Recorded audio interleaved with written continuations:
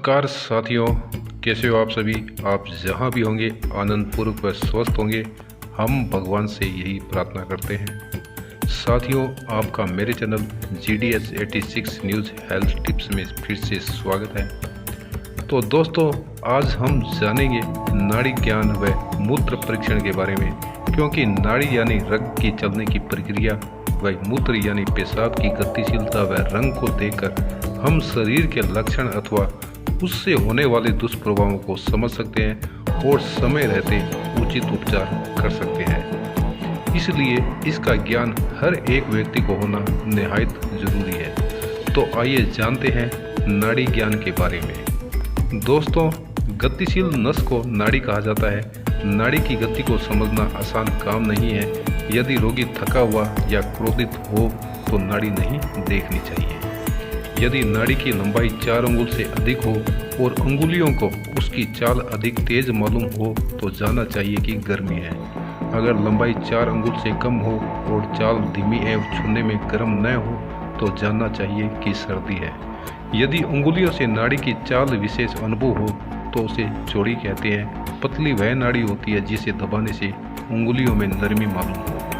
अगर नाड़ी की चाल बराबर हो तो अच्छी है और रुक रुक कर चले तो उसमें दोष या शरीर में विकार समझना चाहिए। जो नाड़ी हिरण के समान कूदती सी चलती है उसे हिरनी, जो मोज के समान हो उसे मोजी, जो चींटी के तुल्य चले उसे निमली, और जो कांपने के समान चले उसे कांपने वाली, और जो आरिक के माफिक चले उसको मंसारी कहते हैं। यह सब खराब और निर्बल नाड़ी के संकेत हैं। दोस्तों, पुरुषों की नाड़ी स्त्रियों की नाड़ी से अधिक बलिष्ठ होती है। बच्चों की नाड़ी नरम होती है। युवाओं की नाड़ी चौड़ाई और लंबाई में अधिक होती है तथा बूढ़ों की नाड़ी कमजोर होती है, जो बहुत धीरे धीरे चलती है। निरोगावस्था की नाड़ी में प्रातःकाल स्निग्धता, मध्याह्न में उष्णता एवं सायंकाल में द्रुत गति होती है। रात में विश्राम करने के कारण नाड़ी वेग रहित हो जाती है। तो दोस्तों, अब बात करते हैं मूत्र परीक्षण की। यदि किसी रोगी के मूत्र का परीक्षण करना हो तो दिन के समय करें। उसे रात में सोते समय न तो पानी पीने दें और न ही कुछ खाने दें, क्योंकि इससे मूत्र का रंग बदल जाता है। सुबह कांच की शीशे में मूत्र करवाकर उसका परीक्षण करें। यह बात अवश्य याद रखें कि बेवजह जागने से, क्रोध करने से एवं शराब आदि पीने से भी मूत्र का रंग बदल जाता है। इसके अलावा अधिक समय तक रखे गए मूत्र का भी परीक्षण नहीं करना चाहिए। यदि मूत्र पीला हो तो पीत, लाल हो तो रुधिर, सफ़ेद हो तो कफ, काला हो तो वात, हरा हो तो सर्दी और मांस के धोवन जैसा हो तो हृदय की कमजोरी जानना चाहिए। यदि मूत्र दूध जैसा हो तो अंगों में पीड़ा का द्योतक होता है। यदि मूत्र पतला या गाढ़ा हो और एक समान हो जाए तो यह मल पकने का लक्षण है। बुखार में मूत्र का गाढ़ा होना बुरा है और मूत्र का पतलापन सर्दी का लक्षण है। मूत्र का गाढ़ापन दोष की अधिकता बताता है। ठंडी प्रकृति वाले लोगों के मूत्र में गंध नहीं होती। दोषों के सड़ जाने पर मूत्र में तीव्र गंध आने लगती है।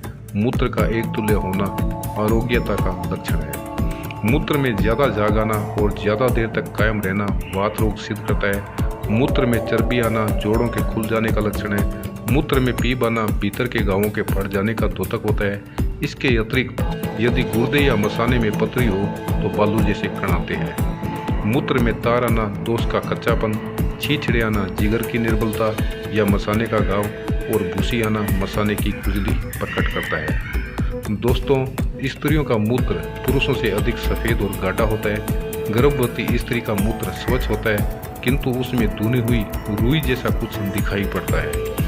गर्भावस्था में पहले मूत्र पतला होता है तथा बाद में गाढ़ा और कुछ काला हो जाता है। प्रकृति और स्वभाव से बच्चों तथा बूढ़ों का मूत्र गाढ़ा हो जाता है। वैदिक रीति से मूत्र देकर रोगों की जानकारी निम्नानुसार करनी चाहिए। एक स्वच्छ प्याले में रोगी से मूत्र करवाकर उसमें तिल के तेल की एक बूंद टपका दें। यदि तेल की बूंद मूत्र में फैल जाए तो जानना चाहिए कि रक्त और पीत का दोष है। यदि तेल उसी प्रकार रहे तो रोग असाध्य है। यदि तेल मूत्र के नीचे डूब जाए तो यह मृत्यु का लक्षण है। यदि उस बूंद में गड्ढा सा मालूम हो तो इसे भी मृत्यु का लक्षण जानना चाहिए। यदि मूत्र में तेल की बूंद चौड़ी हो जाए तो यह आरोग्यता का लक्षण है। तेल की बूंद का अलग अलग हो जाना रोग के बढ़ने की निशानी है। यदि तेल पूर्व दिशा में चले तो आरोग्यता है और पश्चिम दिशा में चले तो रोग बढ़ता है। तेल के उत्तर दिशा में चलने पर रोग को कष्ट साध्य समझना चाहिए। पीला और साफ मूत्र पित्त का लक्षण है। यदि मूत्र लाल और पीला हो तो रोग सूचक है। यह पित्त की अधिकता प्रतिशत करती है। यदि मूत्र अधिक हो और उसमें सफेदी हो तो यह अजीर्ण की निशानी है। मांस के धोवन के तुल्य मूत्र गुर्दे के रोग का संकेत होता है। यदि मूत्र कुंदरू के तेल के समान हो तो सूजन, शरीर में शीतलता और जलंधर रोग जानना चाहिए। काश और श्वास रोग में मूत्र मिश्री के समान होता है। केसर जैसे रंग का मूत्र पित्त और रक्त के जल जाने का लक्षण है। अग्नि के समान मूत्र मस्तिष्क की सूजन का द्योतक है। पीला मूत्र हृदय की पीड़ा और पीले मूत्र में स्याही सी होना हृदय की दुर्बलता की निशानी है। तो दोस्तों, जितना मेरी जानकारी में था वो मैंने इस वीडियो द्वारा आप तक पहुंचाने का एकमात्र प्रयास किया है, जिससे कि आप भी नाड़ी का वेग और मूत्र परीक्षण द्वारा किसी भी रोग का आसानी से पता कर सकें। और अगर दोस्तों आपको ये वीडियो पसंद आए तो लाइक और सब्सक्राइब ज़रूर करें और कमेंट द्वारा बताएं कि आपको कैसा लगा। अगले वीडियो में फिर मिलेंगे कुछ नई जानकारी व कुछ नए नुस्खों के साथ। तब तक के लिए अलविदा दें और अपने स्वास्थ्य का ख्याल रखें। धन्यवाद। जय हिंद, वंदे मातरम।